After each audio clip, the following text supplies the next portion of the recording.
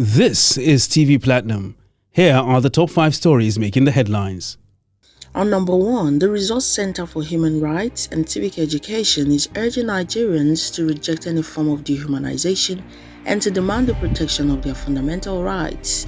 At a press conference held in Abuja on Thursday, the Programs Officer of Christ said, speaking on behalf of the Executive Director, highlighted that as Nigerians grapple with the challenging economic conditions, government entities at all levels seem to operate with minimal concern for the prudent management of public resources.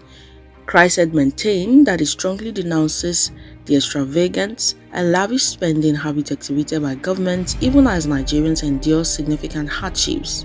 On number 2, the Department of State Services (DSS) says it has observed rising trend and patterns of comment by some personalities of influence and representatives of non-governmental entities within and outside the country. The agency says the statements are against public peace and harmony. Director of Public Relations and Strategic Communications, DSS, Dr. Peter Afunaya, in a press release dated Thursday, 9 November 2023, said in quote, "It is strongly believed that a resort to pronouncement by certain persons will not only heat up the polity but set the ground for deep-seated animosities and divisions among the populace." On number 3, the House of Representatives member for Idiato Federal Constituency of Imo State, Ugochinyere, has thrown his support behind the gubernatorial candidate of the PDP in the state, Senator Samuel Naimeka Anyao.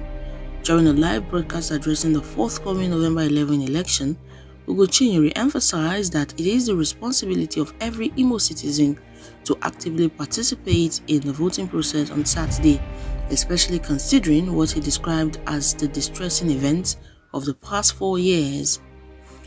On number 4, Saudi Arabia's Energy Minister Abdulaziz bin Salman has reviewed the signing of a Memorandum of Understanding with Nigeria during the Saudi Arab-African Economic Conference in Riyadh on Thursday, as reported by Reuters.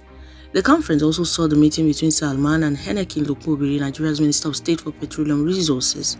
At the event, international stakeholders in the oil and gas industry engaged in discussions concerning the status and stability of the petroleum market, delving into shared interest within the energy sector.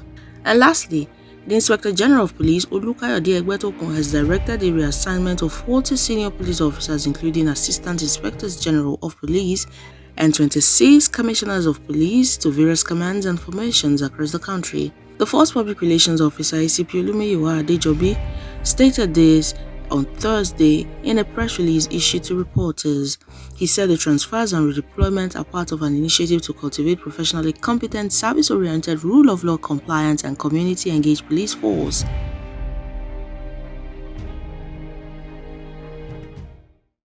Those are the top stories. Do subscribe and follow us across all our platforms to get more of this update.